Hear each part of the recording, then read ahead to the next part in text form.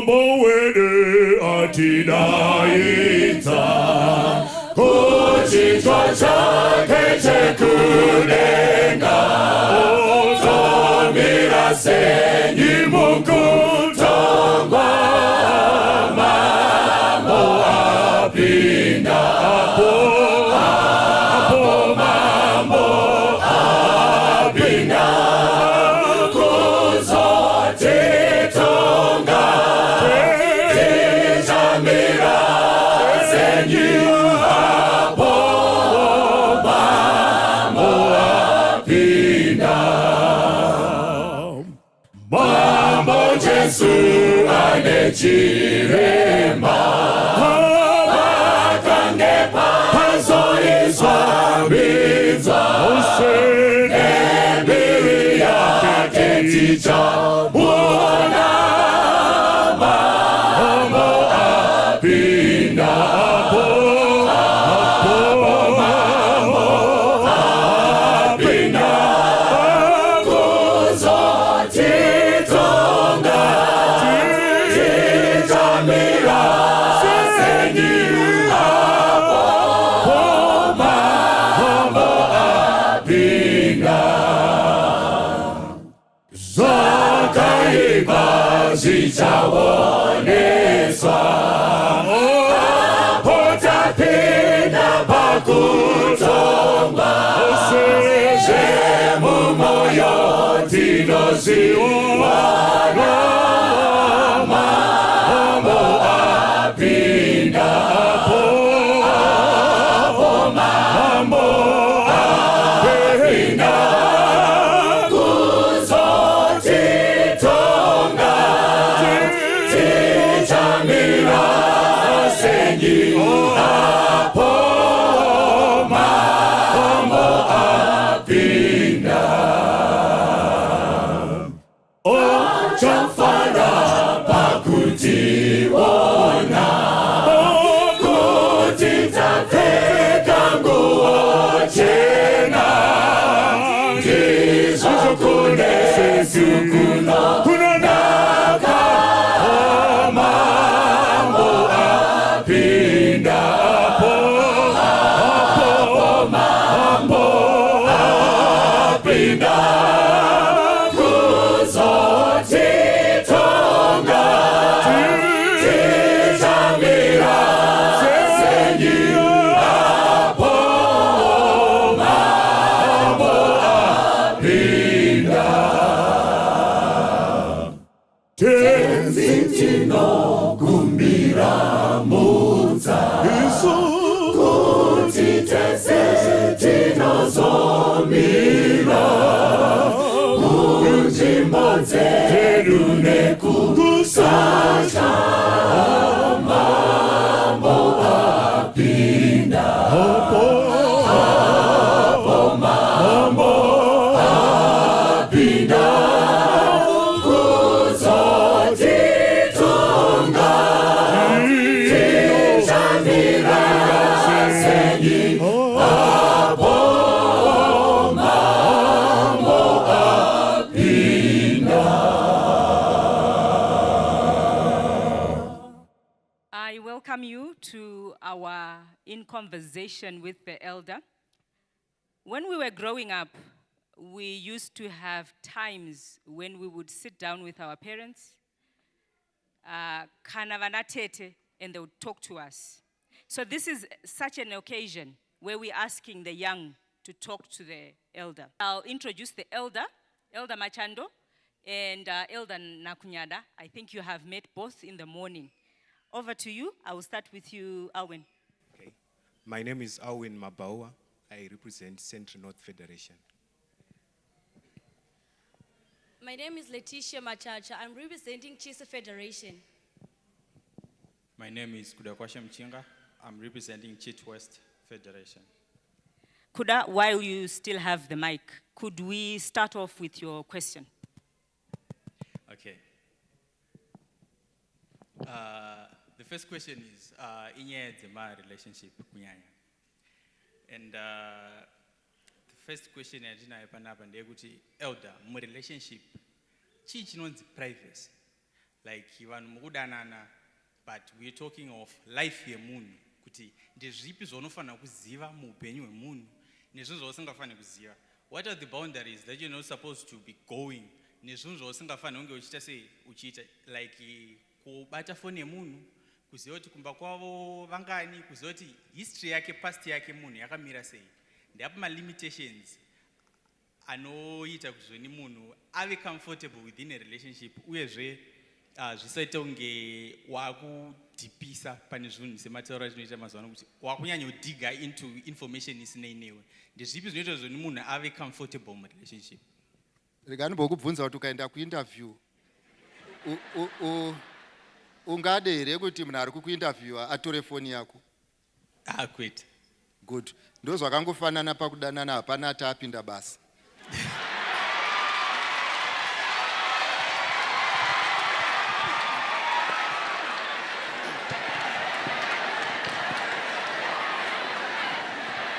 Okay. I also want to add on.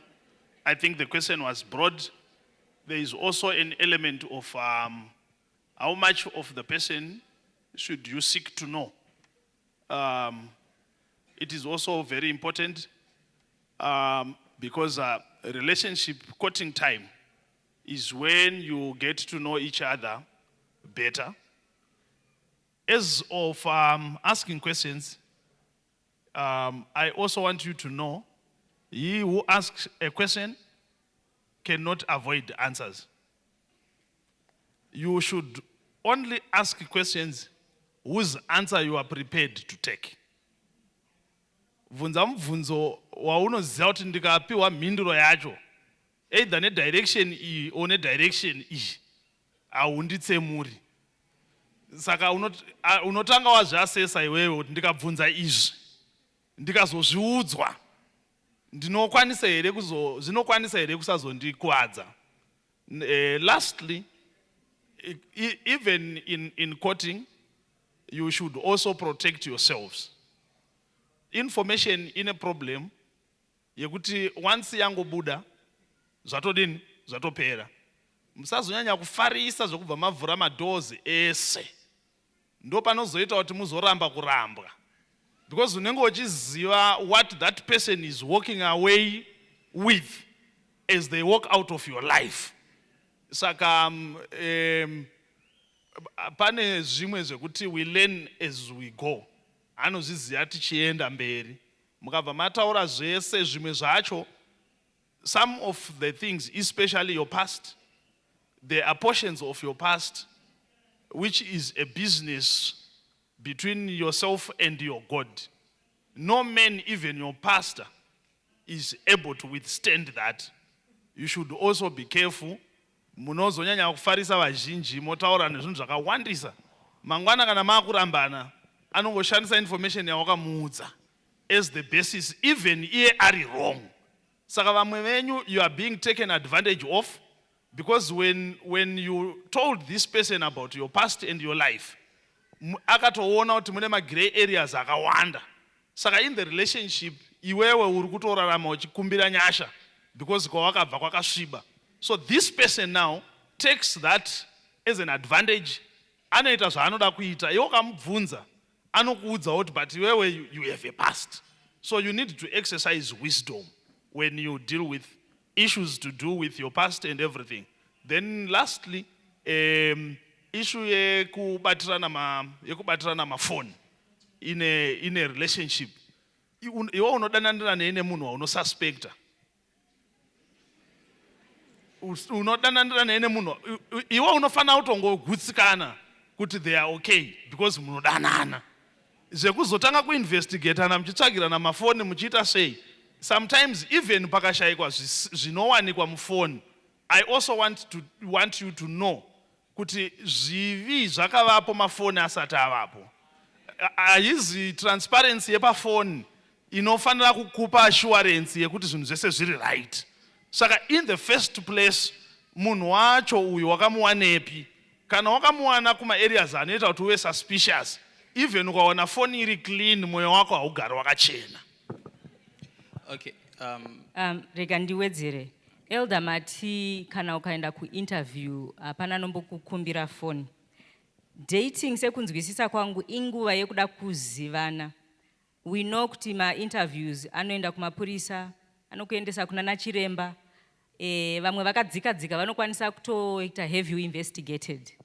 How do you then get to know munhu uyu?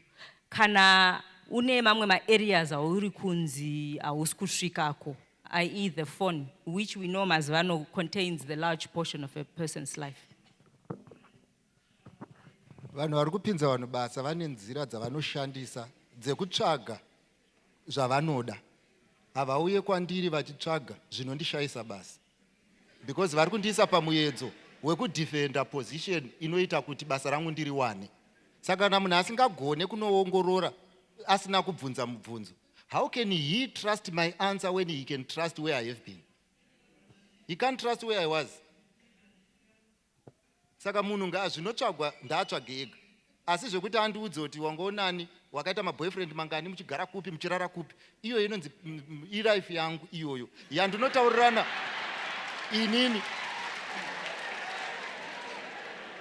inini nemusiki. These are issues of salvation. Ndotaurirana naMwari, handitaurirani newe pazvinhu izvozvo izvo. All right, Kuda, you wanted to add something? Yes, very well answered. And nanchida kuenda pa issue ye history. You had said kuti some of the information which is in the past is very scary, and it's better for us not to dive into it. Maybe in a courtship moment or towards marriage. But there are these instances that are arising within my marriages. You realize when after panozvarwa mwana wekutanga, that's when munhu pano realize that no, munhu uyu ane vamwe vana kumashure. And shouldn't that be the history that we should be talking about before diving into marriage?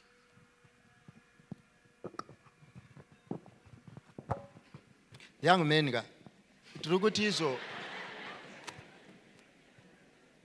harizi basa radhiraivha rekuti ajustify kuti bhazi rinosvika here. Ndosaka paanenge akarenga pambare paya munhu ane freedom yekukwira bhazi raari kuda kukwira. Kana watokwira mubhazi watobvumirana nekuti kana rakafa munomirira mavhiri achichinjwa, panomirirwa makanika munomirira makanika achiuya, because waamo mubhazi. Okay. There are also a number of issues to consider. Unfortunately, information irutaurwa nemukomana tinozoda kuitsvaga when it's too late. And so kazhinji when it is encouraged kuti mufambidzane when there are so many things in common, kuitira kuti zvinhu zvakadaro sehistory yemunhu zvisazove etask inonetsa kutsvaga. But kana mukanotsvaga vanhu vasingazikanwi, if you want to surprise people with your partner, be assured that you will get the greatest surprise iwewe wacho. Dzimwe nzira dzekutowana information iyi, danana nemunhu wako, vakuru vekuchechi, vakuru vekumba kwenyu kwamunogara ngavazvizive. Vanoziva zvinhu zvaunga uchida kutoinvestigate. Ivo vanotozviziva zvekuti wanga usingazozvitsvagi. Your problem is you want to have these your relationships more matter as my private entities to the extent yekuti izvezvi kumba kwenyu hautozikanwi kuti uri kudanana nani. But vakatoziva kuti uri kudanana nani vanogona kutokuudza zvakawanda zvawanga usingazokwanisi kuita seiwewo kuziva. So zvataurwa naElder ndezvekuti iwewe uchida kukwira bhazi rako unotanga waita investigation usati wapinda, because my chances ekuzove biased kana wapinda ari high. Thank you. You answered now? Okay. Letitia?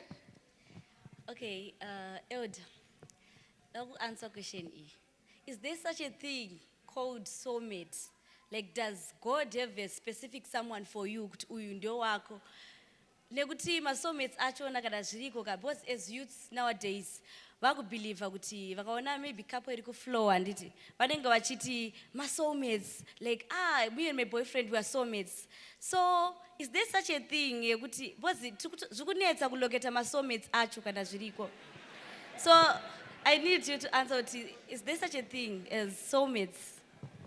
Elder, soulmate munhu waunodanana naye zviri nyore zvisina kunetsana naye, unongonzwa kuti uri panzvimbo iye ari kukunzwisisa iwe uri kumunzwisisa, zvese zviri kungoflowa.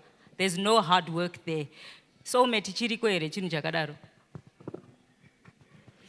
Birai nditange ndambobvunzawo mubvunzo kuti ngatiti handiti kune koku kune Fanta, ngatiti unomwa Fanta, kune here bhodhoro refanta rakagadzirirwa iwewe?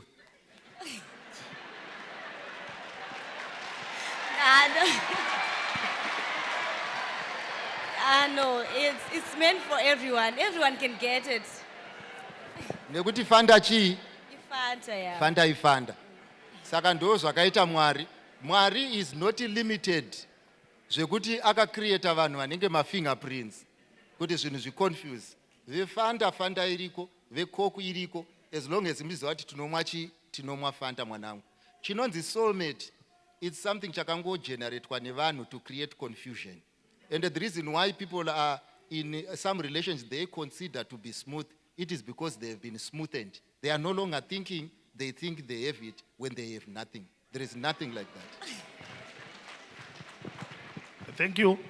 That is why the Bible then says, therefore whatsoever God has joined together, which means God respects your choice. God respects your choice. And when you have settled and you have chosen within the confines that God approves, then God comes and puts his stamp. So issue yema soulmates, shandiswa sterek ko justify my weaknesses. Kana zvaramba zanzi we were never meant to be. Instead of us investigating the players, we now want to blame the game. Yet in this game, this issue of relationships, players do matter the most, not love itself. Love has never been wicked. It was made to be because it fell in the hands of wicked people. Mwanangu, couples aunoona aya achita sema soulmates, pavachatosvika pavanonetsana. Apana relationship inongoita mutserendende. It's either vari kunyeperana kana kuti they don't have anything. The truth is, it takes work for any relationship to work. Soulmate is something that you can only have when you have Jesus. Pakati penyu muri two. Wapindirika. Yeah, I'm answered. Okay. At least now I know that soulmates doesn't mean that they are the ones that are going to marry you, but there is no such thing as there's a no soulmate. such thing as a soulmate. Unokwanisa ngodi kuzongowana munhu wako kana Mwari atendera. Okay. And we come to you, Alwyn. Okay, my question is very simple. I'm in love with a girl. Ndinomuda zvakanakisisa, zvakanyanyisisa. So the problem is, this girl I feel she is too beautiful for me. My streets vanomati hanzi project emunga. So every now and then munhu akarima munga, he has to go to the field kuti anodzinga shiri. So I'm afraid kuti this girl akanyanya kunaka stereki, ndogara ndine stress, traffic inenge ichimuwandira. Ndotora wandisingade here, akandinakira kure ndichisiya wandiri kunyatsoda. Elder.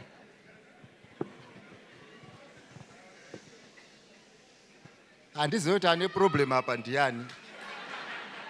Pa issue yatiri kutaura kuti problem, ane problem, tanga wandudza kuti problem ndeyako here? Problem ndeyangu because ndiri kutya. Saka murwere enda unorapwa. Handiti, because what the issue here is not about beauty. The issue here is insecurity. Uri munhu iwewe pachezvako hauzi munhu anofungidzira kuti ndinokwanisa kuiwirwa nezvakanaka. Uri munhu wemunyama. Saka kana usina kugadzirwa iwewe, it's not about the girl.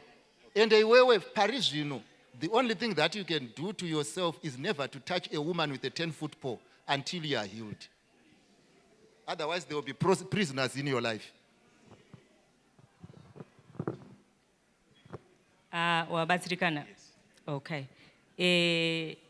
Regai ndiwedzere pa question ya Alwyn E. Pane zvinhu zvinotiwira elder sevana zvaunenge uchitofungawo wega kuti ndini uyu zvinosimudza pfungwa yekuva inadequate for that. Example yataurwa yemaproject emhunga yekuti musikana akatonaka zveshuwa vanhu vanomusvikira uri kutovaona kuti yesh imbinga iwo wosvika wototendwawo. I think it's reasonable for a child to feel kuti zvaitika izvameno mashura aitika. Yeah, but we don't expect God to turn all the men blind because inini ndawana munhu wandinoda. Kuti Mwari ngaachipofumadza vanhu vese vasaona kuti munhu wandinoda akanaka. So ishi inoramba ichingodzoka pakuve insecure to the extent yekuti we cannot recommend you to leave that person. We can only recommend you to go and be sorted yourself. Because ucharamba uchizviita strength yauinayo ndeyekuti you are attracted to people whom you term in quotes beautiful. Saka uchasiya mhunga iyi maybe woenda futi kumapfunde anodyiwa futi neshiri. Saka problem is itori pauri wewe as the farmer. Ndiwo unofanira kutanga watoziva kuti kana munhu achirima mhunga they will go and tell you kana uchida kurima mhunga uda kurima 10 hectares rima 12 2 hectares unorimira shiri 10 hectares unoita sei unokohwa. Saka nemhunga yako unofanira kutove murimi wemhunga uine confidence kuti mhunga ndeyani ndeyangu ende ndichaita sei ndichakohwa. Unless that is solved hakuna chaunorima, you will not be a successful farmer because even mumango unodyiwa nemakudo, even mubanana unodiwa nemadhongi. Saka hapana panonzi pari safe kusvika iwewe munhu wacho wakufila secure. Yeah, ndiyo point yandachida kuti musvike kwairi iyoyo. Thank you. Muda kuwedzera elder. Inini ndingori neadvice kuvanasikana vangu. Relationships afanirwe kunge ari ma-areas where you rehabilitate insecure people. If someone proves to be insecure, you owe no one any explanation. Regai vaende kwavari kuenda. Vachakunetsai vanhu ivava. Saka by the end of the day, an insecure person must never be entertained. We are back to you, Kuda. Wow. Okay, my elders, in the name Mvunzo. This question, round up kuvakomana kunyanya. Nyaya inoitika ndeyekuti vakomana vazhinji when they break up nevasikana vaziva kuti zvatadza kufamba, there is always a saying inorikea akamupedzera nguva yake. Inoda kunzwisa kuti chii chinonzi kupedzera munhu nguva yake and nei yevasikana nguva ichinzi ndiyo yega inenge yapedzwa.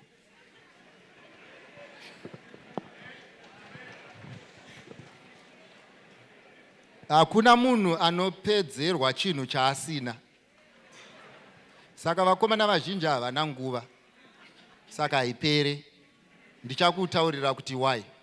Saka inopera ndeye the protected resource. Who happens to have everything on offer. Remember, musi wasikwa mukadzi akanzi asikwa because murume akaonekwa kuti haasi kukwanisa. Saka akauya kuzobetsera iwewe.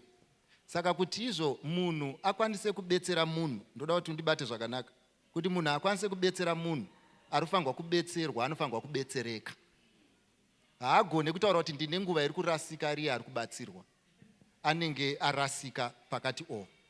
Chepiri, young men that I would want you to know. Kunonzi kuwestera munhu nguva is to be in a relationship that you know is going nowhere. For either of the reasons, you will never marry her because you have discovered a fault. You don't feel like you love her. You are just keeping her because you are a Christian. That is a waste of time because the worst will happen no matter what. saka haudanane nemunhu nekumunzwira tsitsi kuti kumusha kwedu hakuna akamboroorwa nemufundisi, saka inini mufundisi ndikamuramba anobva anozvisungirira. Haisiriyo nyaya iripo. Nyaya iripo ndeyekuti izvo you keep that which you are going to use. Ndingada kuti mu-explain a bit more, Elder, mati protected species are the ladies, ndo vane time inowestika. Varume havana time yekuwesta. What does that mean? Maybe what I know and what I deducted from what he said,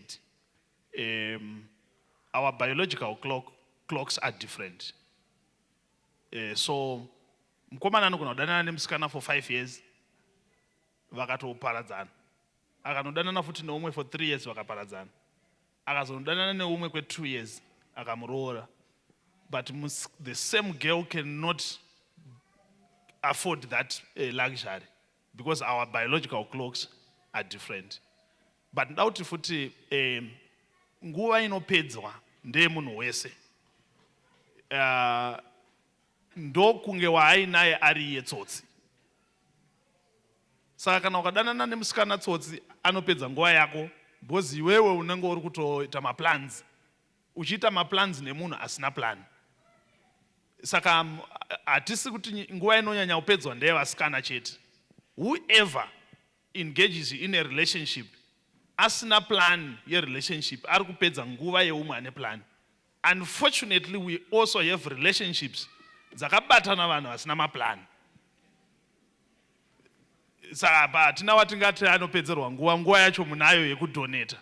Muchidanana henyu muchiziva kuti hapana kwamuri kuita sei, kwamuri kuenda. Then when we talk of the lady as an endangered species, the society that we are in and the world that we are in, the ground is tilted against the women. Unfortunately, the women are being taught kuti vanokwanisa kuenzana nevarume. But I'll tell you this, mucharamba muchidzidziswa, but my victims at this thing vanoramba vari vakadzi kunyanya. Saka in as much as we want to deal with the poachers, we also want to make sure that the endangered species are well protected. Tozodila nemapocha maraino edu atichiziva kuti akachengetedzeka. This is why you see that even when we give these advices, tinosimudza izwi stereki when we speak to the girl child, because tinoziva kuti in this matrix the girl child in most cases becomes the biggest loser. Answered, Kuda? Yes. Okay. When he was explaining, there was something that he mentioned. He said plan. It's between kuti ukudana nemusikana but you on a plan naye but iye ana plan newe. And it, okay, my plan in general, just as I know it, kuti ndikadana nemusikana plan yandinayo ndeyekuroora. Yemusikana ndeye. I think Letitia wants to answer that for you. Plan yedu isusu ndeyekutoroorwa. So when we are in a relationship with you, tikutoona mchato ndechitoona marriage paya, then iwewe wobva watongokanika wangu zvichigwi woenda semagetsi. Saka nguva yangu toona unge inenge yatorwa stereki nekuti isusu as mafemales ndakamirira vasikana ka tinozolabelwa nemi futi vakomana makutiti mabest before nekuti imimi for males ka mukasvika 30 years it's okay. Hapana notaura anything, even 35, no one will say anything. But for us ladies, please, munenge muchititambisira time yedu. Tenge takutoda marriage. Amen. Thanks for stating your truth, Letitia. Yeah, because zvikunzwika. So zvinoitika ndezvekuti I might have promised you marriage, but in our courtship tichifambidzana, there are things that I will be constantly saying. My girlfriend, easy, and this farire. My girlfriend, easy, I will never be able to live with it for the rest of my life. My girlfriend, please stop doing this. The likes of disrespect, the likes of maybe kuflate. Some people don't like it. And then at the end of the day, I'll see, no, I've got to the end of my tether. Let me just end the relationship. Let me save my trouble. Let me save myself for the future trouble. Not no, my plans are panap. That's when we get the labels yekuti wakapedzera munhu nguva. But at the end of the day, plan inenge iripo, but your action anenge cancel the plans anenge aripo. Saka unenge wamanyirira kuproposa marriage usati waziva zvauri kuproposa to. Izvozvo zviri nani pangoenda semagetsi unongoenda semvura, like wataura, communication is the key. And akataurawo ukataura ndadai I can try to change. Mwanangu chauri kuti chiri nani chii kuti munhu anoziva kuti ndoda bhutsu size 8 onotora size 6 oti make sure kuti maidhonza idhambe handiti waona kuti haisiriyo. Saka tingati here munhu tiri mucourtship handititezeka. And you see, this is who I am. Iwewe you want me to change and become someone else. Why don't you go and get that someone? Okay, Eld. Zvinoitika manje mayuthi ezvinhu izvi zvasiyana ndezvaitika kudhara. Mayuthi ezvinhu zvanotoenda kunongonotenga bhutsu ozoedza akumba kuona kuti tiri kukwana here. Mira mwanangu, mira nditange ndakuudzai. Musataure kudhara maamusiko, isaiveko kudhara nanhasi. Saka imimi hamugone kuti taura kuti zvasiyana nakudhara. Knowledge iyoyo hamuna. Isusu tine both knowledge yaiko zvino izvi neyakudhara. Saka mutaurai iye papa munoziva muchidaya. Saka ngetauro yatoziva isusu vakomana they just come, like vanoattractwa nephysical appearance yemunhu vongouya vasati vabvunza zvinhu zviri relevant, like zviri important zvaakutaura izvi zvekunoconsider for marriage. Azovamo ndo paanenge ada kuti handidi kudai so ndo challenge yatiri kuzosangana nayo. So asikana tobva tatambisirwa time yedu manje. Thank you. So unofanira kuziva zvaunoda usati wanazvo. Halo?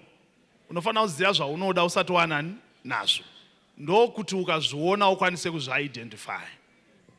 Imwe saini yekuti hauzivi zvaunoda ndeyekungoti apa wabva. Isaini yekutoti zvauri kuda chaizvo zvauizviite sei hauzvizivi. Saka usati wafambira vana vevanhu gara watiudza chinangwa kuti inini pandiri kufamba ndiri kuda munhu asingapopoti. Pandiri kufamba ndiri kuda munhu asingaende kubasa. Usazonosvika woti kana wawana munhu ari kuenda kubasa womuti usaenda kupi. Kana wangowana ari kutoenda kubasa ibva watongoziva kuti haziriye wandiri kuda. Problem yenyu imimi munoda kuzotanga kusvinura ma-inside. But it is not possible. And munozvitambisira nguva and munozvikuwadza munozvirwadzisa. Iwewe kana watozviona iwewe munhu uyu wamuwana aine 22 years. 22 years dzakatadza kumuita kuti aite munhu akanyarara. Saka unofunga shura rauinaro iwewe rekuzomunyararidza iwo. Unongo wariwana kupi? And ma-issues atinawo mazhinji mamwe acho ari mumarriage. Ma-issues akadhiliwa nevanhu vaifunga kuti vanogona kumaita sei kumasova. Munhu anogona kudhila nemunhu ndiMwari. Ukatodanana nemunhu ari kuramba zvaanoudzwa naMwari, iwewe simba rekukunda Mwari unoriwana kupi? Ziya zvaunoda. Kana waziya zvaunoda ukawana zvisipo usapinda. Answered? Yeah, I'm answered. Okay. Inini madha ndakutoita frustration ka. Zvinoita here kuti munhu anopinda mushopu kutenga trousers oti tambura sone sketi. It's not possible. Kana uri kuda material unonotsvaga material. Are you guys trying to tell us kuti izvo you date then inspect? Kuti you date, you promise marriage, ozoona kuti zvinoita. Is this the process? I'm asking a very simple question. Is this the process yamuri kuti munosangana nemunhu mukombi onyenga opromisa marriage ozotanga kuona kuti ari right? And that's a simple question yandiri kubvunza madha.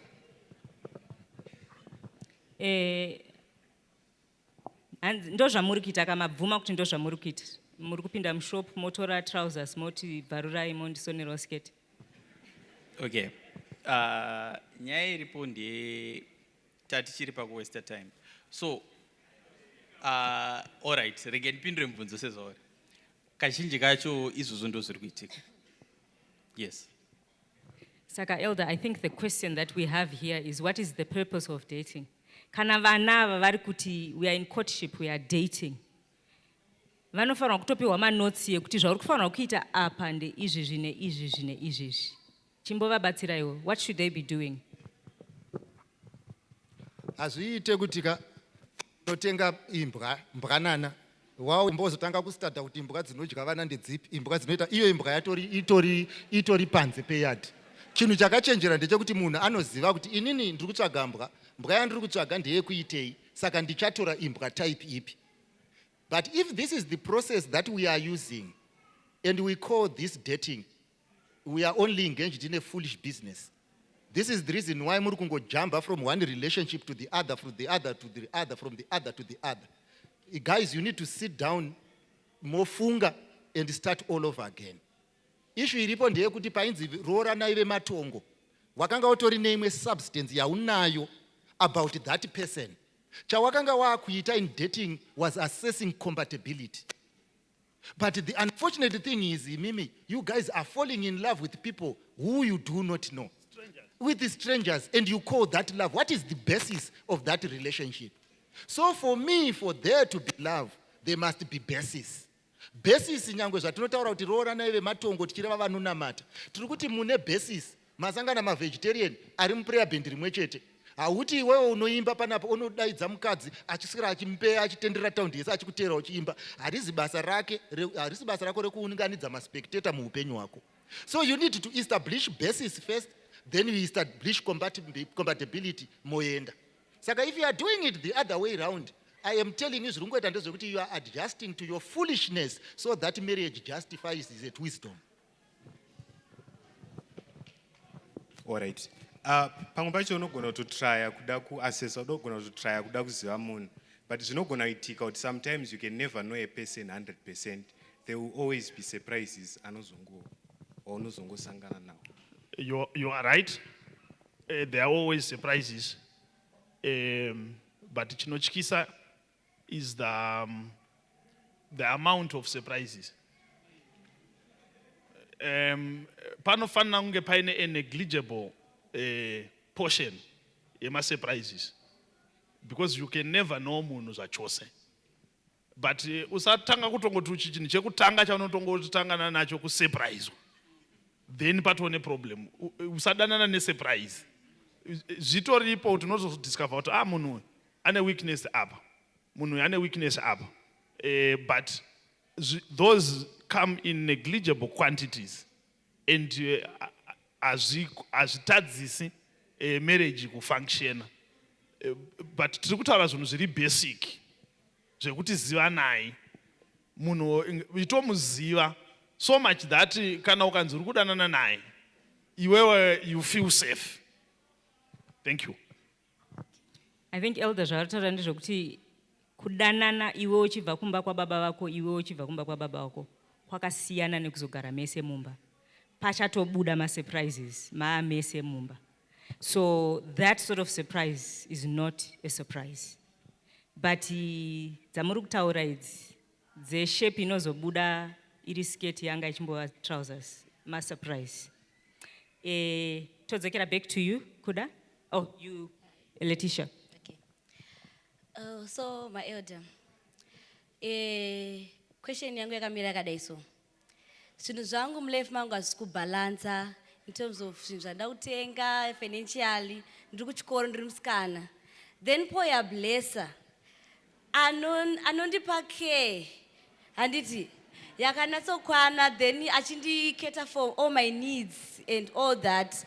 As a girl, ari kufesa ma-challenges when it comes kutsvaga kubata needs zvinhu zvikumunetsa mulife handiti ma-needs ake. What is your advice on that one? Okay. Before I give to Elder Machando, I want you to know, Manangu, kuti even when you are married, zvinhu hazizobatani. Andinoda uzondiudza kuti saka plan yauchazoita uri mukadzi wemunhu zvinhu zvisiri kubatana inenge yakaita sei. Ende ndiwo ndoda kuti utondibatsira kuti handiti sure tozviziva kuti mbavha dzakawanda, but zvingaite here kuti unotenga shumba ichengete mbamba, because wakudogara wakazvipfigirawo kana newe zvokuti zvai zvitori nani mbavha inogona kuuya kana kusauya. dambudziko riripo nderekuti you are solving a simple problem by creating a complicated challenge. Iyi problem yawasolva ine masolutions akawanda. Yawacreata iyi haibudike iyi. Saka by the end of the day musachinje pfambi moiti bless. Issue iripo ndeyekuti uri kuti inini ndichamboita chipfambi kwenguva nekuti zviri kubhadhara. Handiteseka kana zvapedza kubhadhara ndozoita munhu kwaye. But yes, it's happening kuma colleges, it's happening everywhere else. All I want to tell you ndezvekuti izvo musafunge kuti zvichave nyore kuregedza chipfambi nekuti waane murume. Chipfambi hachiregereke. You are creating a community of prostitutes. And unfortunately, when you want to stop, it will be difficult for you to stop. So zviri nani ndezvekuti chocolate ngairegomboiswa muromo kusvipa unozomedza zvimwe. Yafai. Yeah, Okay. Kuda? Okay. I'll win. Kuda. Okay, Elder, inini ndine mubvunzo. Pane zvinhu zvatinogara tichingonzwa kuti you over-invested. Chandoda kunyatsoziva kuti chii chinonzi over-investing in a relationship. You are still dating. Musati mane any promises is leading to nothing serious, but pazvinopera munhu anorwadziwa zvimwe zvaizvo zvekuti wange akaisa zvimwe zvinhu zvekuti you cannot retrieve back. Chii chinonzi over-investment from both girls and boys. Regai ndange ndabvunza kuitira ndisave neconfusion. Muri kuti item inoshandiswa pakuti panenge paiswa mari here, paiswa moyo wese here, paiswa chinyatse kutaura kuti zvatiri kudhila nezvazvo zvii. Unenge uchiburitsa mari uchitraya kufadza musikana wako uchimutengero madress uchimbomendesa kunana and so forth uchishandisa mari yako. Okay. Saka problem yako inenge yachii? Pakuti handisi kuziva kuti yakawandisa ndeipi ndikufanira kugumira pamari. Chandiri kubvunzira murume arundibata. Yanga iri bribe here, chachiri chii pawaiburitsa mari? Pane ka-excitement kaunoita kana wasangana nemusikana wako. Pamwe pacho unotoburitsa 20, then wasvika kumbozotanga kugaya, otanga kukumbira ebhasi ekudzokera kubasa. It's because of that excitement. Saka manje ndo zvinhu zvoruzvoni kana uchinge wazorambwa manje wakutanga kugaya kuti hey, $20 yaya ndingadai ndakahodha madomasi ndakawedzera value ndakutotsvaga mumwe musikana, but unenge wasara wadry apa mwedzi unenge uchiri pakati. Alright, inini ndichaku in short munhu anofanirwa kuridza tsamwa ndeasechwa pabhazi kwete adonate. Saka by the end of the day ukasarudza kutengera mwana wangu mabhanana kana uchizvinyora mubhuku repamwoyo pako iyi ndeyako. My daughter owes you nothing nekuti wamutengera mabhanana. Ndo chinhu chekutanga. Ende chechipiri ndechekuti izvo never give that which you cannot part with. Kana watopa munhu mari haitaurwe nezvayo kuti ndakambokutengera chakati. Ende musikana ndiri kupa advice kumwanasikana wangu, ukaona munhu akutaura nyaya idzodzo ndezvekurota, usamboteerera those silly things ekuti munhu akatenga mabhanana ozoda ndati discuss mabhanana andakatenga. Hapana, hatitaure tichidaro. Asi inini hangu ndinoti ndiringopa advice kuvanasikana. Pfungwa iri kubuda iyi irimo muvakomana vazhinji yekufunga kuti kana achinge akutengera chinhu aisa fence. Saka ikona ungopota uchigamuchira zvinhu zviri nani nyange usina kuguta kuti ndakaguta, because kusvika pakupfimbwa wakanga usingararame nepizza yemunhu. Usaite muranda wemunhu nekuti wadiwa, otherwise you will make decisions dzaucharegreta mangwana. Saka nyangwe munhu akati ndozvisungirira ramba uchidanana neni pamusana pekuti ndakakupa zvinhu zvangu, rega anofa. Thank you. Pane issue inini handikwanisi kuti ndeiti it's over investment, but I think you are investing wrongly or the wrong way. And no situation is common. For example, titori nevasikana panapa vanoenda vachinowacha kudzimba dzevakomana nevamwe vanenge vachinonekaira kumacamp meeting pamisasa yevakomana vachionekwa vachichereswa mvura vachiita sei vachiita. Ndinofungidzira kuti investment yako uri kuiita the wrong way because zvichazokunetsa kuti ubude nekuti unenge wakufunga zvinhu zvawakadini. Kana uri mukomana Bible inoti kune there is time for everything. Inguva yekuti uchiri mukomana hauzi mukwasha. Ukaumburuka uchiita basa revakwasha zvinozokunetsa akuuya kuzotorwa nemunhu asina kumbobvira akaita ukwasha kumba kwavo. Iwewe ndo pauneziva wakuconsider zvawakaita. Saka think before you act. Kana madiwa vasikana musati mainhingi kusvika munhu akuroora akubvisira mari zvekunowachiswa maketeni nematende ekucamp meeting. I think investment iyoyo iri wrong. Hanzi kana usati waroorwa, invest wisely. You can suffer loss. Saka tasarirwa nenguva shomanene. Pane any last questions that you have here? Kuda? Sevakomana, especially so Komana Church, I'm keeping myself very well. But ne sexual morality yawandisa munyika. And even vasikana, but not even vemuchechi, even vekunze. Zvinhu zviri kuitika bota riri kudyiwa. And what happens is, inini semukomana I want to get married to munhu asina mbobvira apindawo asina mbobvira apinda sekuchengetedza kwandakazviita. So my question is, how do you ask kuti, have you gone through this, or unozongozviona maybe nguva yacho, maybe be it honeymoon or something, or and but do you ask to know kuti zvoni munhu ari upright here kana kuti haazi? Can a guy ask, are you a virgin? Nhai mfana. Rega ndange ndakubvunza mubvunzo. Chakaoma chii kurasikirwa neumhandara pane kupindura mubvunzo wekuti uri mhandara here kana kuti hausi? Chakaoma chii papa? Chaungati chakaoma kurasikirwa neumhandara nekupindura mubvunzo chii? Kupindura kwakaoma. Vamwe wako vari kubvumirana newe kuti uri kurwara. Now izviri panapa ndeyekuti munhu akapiwa umhandara hwese akanzichengeta ende akaratidza kuti haakwanise kuhuchengeta, she is not honest. Ozomubvunza mubvunzo. Anokupa answer ka? Okay. Kana akupa answer, can you then marry based on a basis ye answer yawapiwa nemunhu akatadza kuchengeta zvinhu? So this is my advice. Kana iri nyaya yezvakavanzika zvemunhu anoziva mweya unogara mauri, naShe vari kudenga. If your relationship vertically is correct, you get answers. You are getting answers from the wrong people. You can't ask ye kuti imhandara here kana kubvunza uyo kuti ijaya here. Anza ukaipiwa ukazononasiri wozodi. Okay. Ndada kuwedzera question yacho nandi. Sanda kuwedzera kuti kupindura kwakaoma, so it's better kungogara kwazvichengetedza. Okay, my question was, ichitsimbidzira kune question yabvunza. What is the level yachona, appropriate level of physical intimacy before marriage?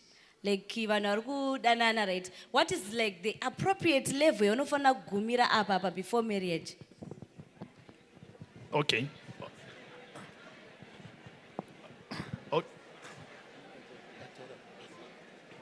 Okay, thank you. So in short, in the issue of intimacy, investment dzinoiswa nevanhu two dzakasiyana in the same act. For women, it's emotionally involved. In emotional involvement yakakura. For men, mostly it's just feelings. Saka imimi kana mchiti at what level? Marriage is the only institute that makes you feel secure to do such things. Kumwe kwese ukokako muri kuziyanika Because even ndikakuudza kuti chiita izvozvo madanana kwe4 years. Kudanana kwenyu 4 years hazvirevi kuti mucharoorana. And kana munhu akaita walk away from your life after having done that to you so many times, it is going to affect you for the rest of your life. That is why muri kuzonza wanzi mubvunzo yauya manje uri kuzonzi unozooma kuita sei kupindura. Saka the only safest way of doing this is when you are married.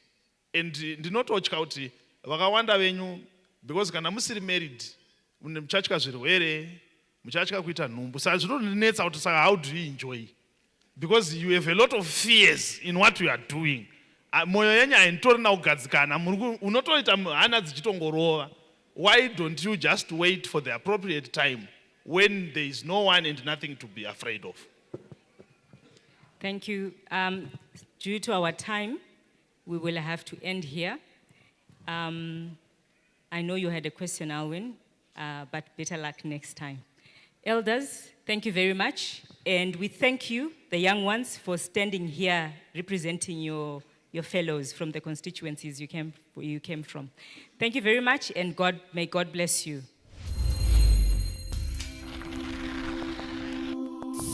Ndimboda zakaipa ndipenyi kururama ndidzidzise zvakanaka ndigare nehama pindanyi mumoyo mangu ndipenyi tsitsi rudo ndigare ndifambe mundipe zvakanaka handimboda zvakaipa ndipenyi kururama ndidzidzise zvakanaka ndigare nehama pindanyi mumoyo mangu ndipenyi tsitsi rudo ndigare ndifambe mundipe zvakanaka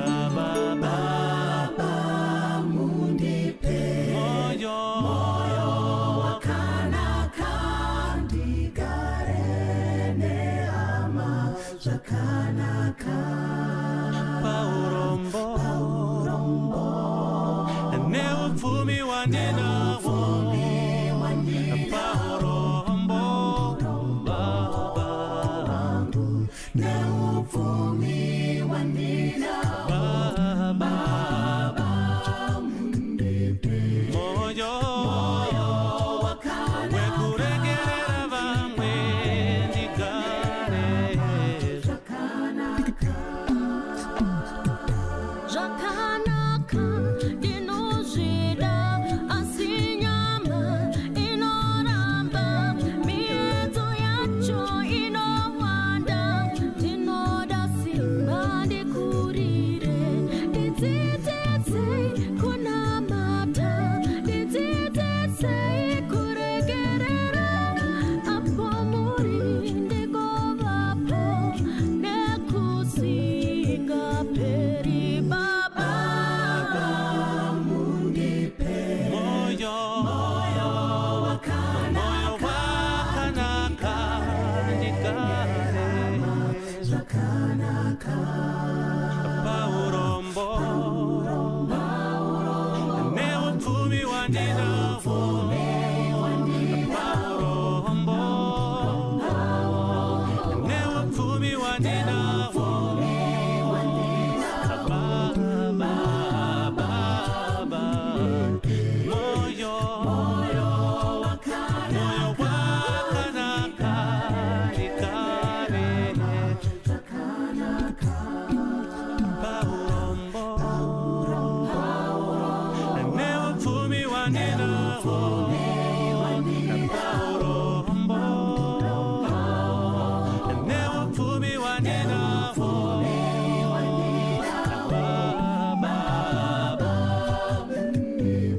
moyo wekuregerera vamwe ndigare zvakanaka baba